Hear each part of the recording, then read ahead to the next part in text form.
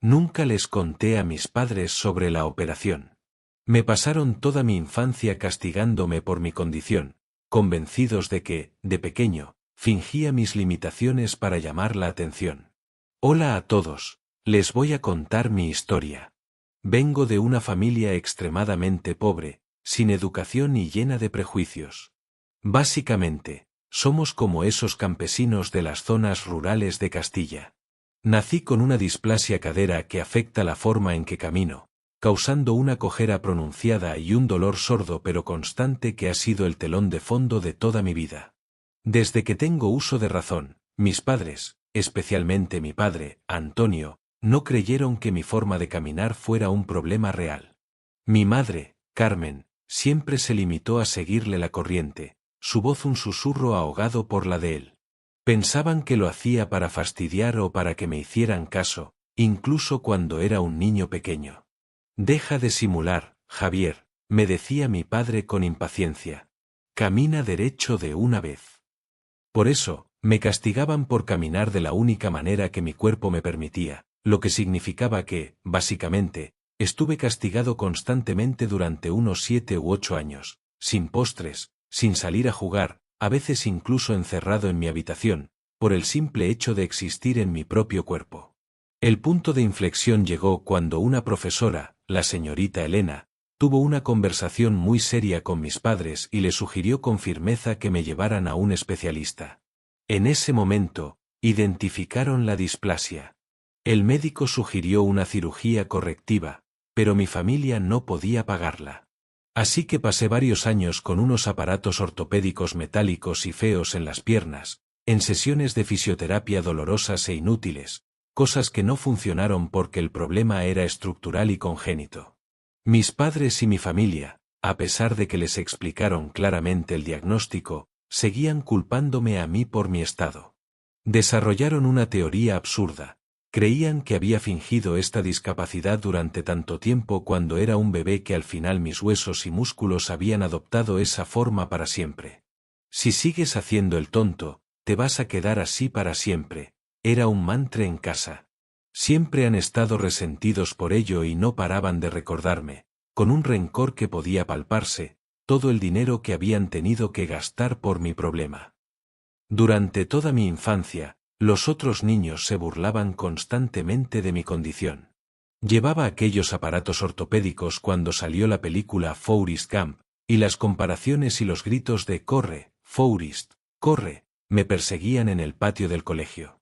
Mi padre me regañaba y castigaba si me quejaba de las burlas, mi familia extensa me criticaba en las reuniones por ser torpe, e incluso adultos desconocidos en el supermercado se permitían hacer comentarios en voz alta sobre el pobrecito cojo. La gente incluso hizo comentarios en la recepción de mi boda, hace 2 años. Me alegro de verte tan bien, a pesar de todo, dijo un tío lejano, apretándome el hombro con condescendencia. Pasé años aprendiendo a caminar de una forma falsamente normal para cuando no podía llevar los zapatos ortopédicos, desarrollando una piel gruesa y aprendiendo a reírme de mí mismo antes de que lo hicieran los demás. Toda persona que he conocido, todos los que me conocen, me han recordado esta condición de forma constante durante toda mi vida. A estas alturas, es una parte tan fuerte de quien soy como persona y de mi resiliencia, que ni siquiera lo considero una discapacidad realmente, solo una parte fundamental de mi ser, la cicatriz que forjó mi carácter. El problema ahora es que tengo 30 años. Durante la última década, he tenido muchos problemas con mi cadera y mi espalda debido al inusual patrón de distribución del peso que utilizo al intentar caminar de manera compensatoria. Sin embargo, en el último año, el dolor sordo se convirtió en algo agudo y eléctrico. Empecé a notar signos de daño nervioso, entumecimiento, hormigueo y punzadas de dolor que, a veces, me dejaban doblado sobre mí mismo, Berliable Towok. Mi médico de cabecera me insistió mucho en que volviera a consultar con un cirujano ortopédico. En la consulta, el doctor Soler se quedó impactado. No paraba de hacerme preguntas con una cara de incredulidad que rayaba en lo poco profesional, sacaba fotos con su teléfono de mis radiografías y comentaba lo sorprendido que estaba de que pudiera caminar tan bien como lo hago y de que no estuviera en una silla de ruedas. Dijo que es uno de los casos más graves de displasia cadera no tratada que ha visto en alguien de mi edad, ya que la mayoría se corrige en la infancia mediante cirugía. Las imágenes de mi pelvis mostraron un desgaste articular severo, daño en los tejidos blandos y compresión nerviosa, haciendo que la cirugía, una osteotomía periacetabular compleja, fuera una necesidad urgente en este punto. Así que programé la operación para dentro de un par de meses. Desde que la concerté, he tenido muchos sentimientos contradictorios que me sacuden como olas. El primero tiene que ver con cómo y cuándo voy a decírselo a mi familia. Durante años, he evitado por completo cualquier conversación sobre mi condición y generalmente ignoro todos los comentarios que todo el mundo hace. Todavía caminas como un pato cojo, y cosas por el estilo. Sé que mis padres todavía suscriben, en el fondo, su teoría de que me lo hice a mí mismo. Aunque he desarrollado una piel bastante gruesa con los demás, con ellos todavía me siento ese niño de 8 años asustado. Me emociono al pensar en el abuso psicológico, la vergüenza y la humillación que sufrí a manos de mis padres y mi familia durante toda mi infancia por esto. Tengo miedo de que todo vuelva a la superficie cuando se lo diga y que empiece una pelea que rompa definitivamente el ya frágil hilo que nos une. Ya tenemos una relación tibia, de llamadas telefónicas cortas y visitas obligadas en Navidad, y no quiero empeorarla. El otro sentimiento extraño que tengo está relacionado con la sensación de que estoy traicionando una parte de mi identidad. Sé que, en este momento, eso la cirugía o perder la movilidad de mi pierna y vivir con un dolor incapacitante en los próximos años. Sin embargo, siento que estoy perdiendo un pedazo de mí. He pasado 30 años diciéndome a mí mismo, contra viento y marea, que no hay nada malo en mí, que soy completo tal como soy. Arreglar finalmente mi condición se siente como si estuviera de acuerdo con todos los que decían que había algo inherentemente malo en mí, defectuoso, desde el principio. El cirujano dijo que tendría que volver a aprender a caminar, a distribuir mi peso, a confiar en una articulación que nunca ha funcionado correctamente. Estoy emocionado por saber cómo se siente caminar sin dolor, correr tras un autobús, jugar con mis futuros hijos en el parque sin tener que calcular cada movimiento. Pero, al mismo tiempo, empiezo a llorar con solo pensar en cambiar esta parte de mí para siempre. Es parte de mí. Es la forma en que fui hecho. Es la herida que me hizo quien soy hoy, resistente, empático, un luchador. Arreglarlo hace parecer que acepto que fui hecho mal, que era un error que necesitaba corrección. No sé cómo hacer las paces con ese sentimiento. Mi esposa, Laura, ha sido mi roca. Ella no me conoció hasta que yo ya había construido mi caminar falso, pero siempre ha visto más allá, hasta el dolor y la fatiga que intento ocultar. No estás arreglando algo que esté mal en ti, cariño, me dice, tomándome la mano. Estás reparando el daño que te hicieron. Estás dando a tu cuerpo la oportunidad que nunca te dieron. Sus palabras son un bálsamo, pero la duda aún anida en mi pecho. Llegué a casa después de la consulta con el doctor Soler y me senté en la cocina, mirando por la ventana durante horas. La batalla interna era feroz. Por un lado, la promesa de una vida sin dolor, una libertad que nunca había conocido. Por otro, el fantasma de la traición a mi yo más auténtico, el que se había forjado en la adversidad. Al final, fue el recuerdo del dolor punzante, de las noches en vilo, de la forma en que a veces me agarraba al marco de la puerta para no caerme, lo que inclinó la balanza. No podía dejar que el orgullo y una identidad construida alrededor del sufrimiento me robaran el futuro. Lloré, sí, mucho. Lloré por el niño que fui y por el hombre que podría ser. Y luego, con un nudo en la garganta, llamé al hospital y confirmé la fecha de la cirugía. Los 2 meses de espera fueron una montaña rusa de ansiedad y una preparación meticulosa. No le dije nada a mi familia. Seguí con mi trabajo, con mis llamadas quincenales a mis padres, hablando del tiempo y de cosas banales mientras por dentro sentía que guardaba un secreto enorme. Laura y yo preparamos la casa para mi recuperación, quitamos las alfombras, compramos un cojín para el váter más alto, llenamos la nevera de comidas preparadas. Era como prepararse para una misión secreta. El día de la cirugía llegó con una calma extraña. En el preoperatorio, mientras me ponían la vía, el doctor Soler pasó a verme. Hoy es un gran día, Javier. Le devolvemos a su cuerpo lo que siempre debió tener. Asentí, sin confiar en mi voz. La última cosa que recuerdo antes de que la anestesia me venciera fue la cara de Laura, sonriéndome con lágrimas en los ojos. Desperté en la habitación de la planta con una sensación de pesadez y un dolor profundo y sordo que la morfina apenas lograba domar. Los primeros días fueron un infierno borroso de sueño interrumpido, de botones para llamar a la enfermera, de aprender a moverme sin usar la parte inferior de mi cuerpo. Laura estaba allí cada momento, leyéndome en voz alta, mojándome los labios con agua, sosteniendo mi mano cuando el dolor se volvía insoportable.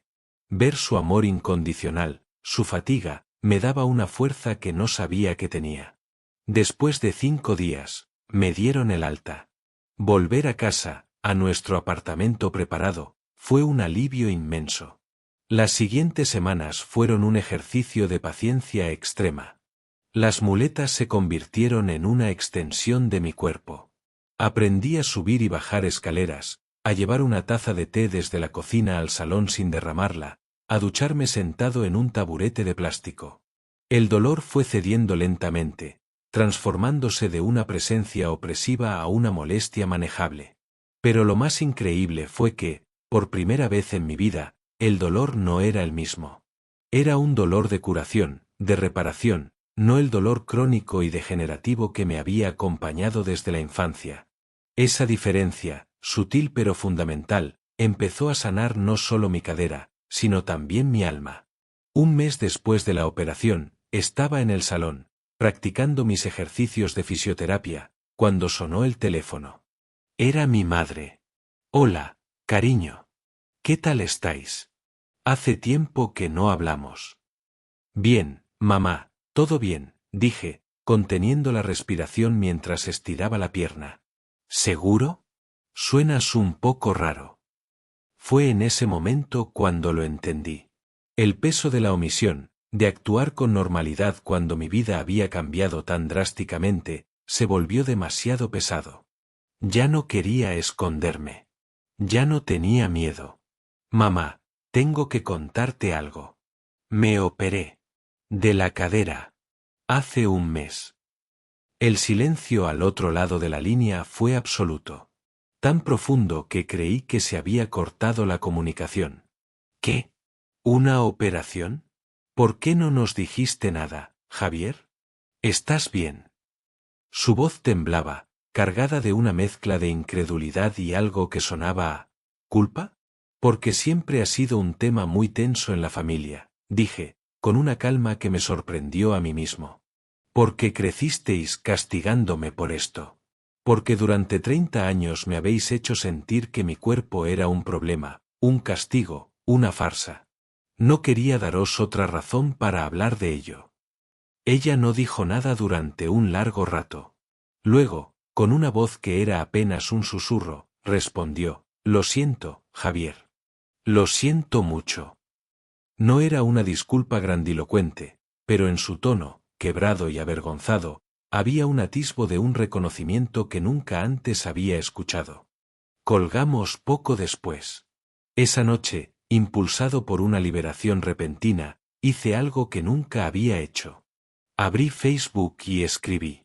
No fue un grito de ira, sino un testimonio sereno. Hablé de crecer siendo el cojo, de las miradas en los pasillos, de los comentarios en la boda, de la soledad de cargar con un dolor invisible. Hablé de los castigos en casa por algo que no podía controlar. No mencioné nombres, no señalé con el dedo. Solo describí el paisaje de mi infancia con una honestidad desgarradora. Y luego, hablé de la cirugía. De mi decisión. De la esperanza. Terminé la publicación con esto: no me operé porque estuviera mal hecho. Me operé porque me merezco una vida sin el dolor que otros decidieron que era mi culpa. Mi cojera fue parte de mí, y me hizo fuerte. Pero mi fuerza merece un cuerpo que no luche contra sí mismo. La respuesta fue abrumadora. Mensajes de apoyo de amigos a los que nunca les había contado la profundidad de mi dolor, de compañeros de trabajo, de familiares lejanos. Pero lo más sorprendente fue la llamada de mis padres 2 días después. No fue mi madre, sino mi padre. Javier, dijo su voz, grave y poco familiar en su suavidad. Leí lo que escribiste. Tu madre, y yo, no sabíamos. O no quisimos saber. Hubo otro silencio, incómodo. Tu madre quiere ir a verte. Para ayudar. Sí, si la dejas. No era una disculpa perfecta. No era el arrepentimiento dramático que quizás, en el fondo, mi niño interior anhelaba. Pero era un comienzo. Era un reconocimiento. Un pequeño, titubeante paso hacia una nueva verdad. Les dije que no era necesario venir, que ya manejaba bien las muletas, que Laura me cuidaba perfectamente. Pero les agradecí el gesto. Les dije que quizás, en unas semanas, podríamos quedar para comer. Colgué el teléfono y me apoyé en las muletas, mirando por la ventana de mi salón, la misma desde la que había contemplado mi dilema meses atrás. La cirugía no me arrebató mi identidad. Al contrario, me liberó de la parte más tóxica de ella, la que estaba ligada al rechazo y al castigo de quienes debieron protegerme. El dolor que siento ahora es el de la reconstrucción, no el de la destrucción. Y al escuchar la voz quebrantada de mi padre, comprendí que mi operación no solo estaba reparando mi cadera. Había, sin quererlo, comenzado a suturar una herida familiar que llevaba 30 años supurando. No sé si llegaremos a tener la relación que siempre quise, pero por primera vez, vislumbro la posibilidad de una paz, de un cierre. Y para un hombre que aprendió a caminar sobre el terreno inestable del desprecio, la posibilidad de una paz firme bajo sus pies es el mayor regalo de todos.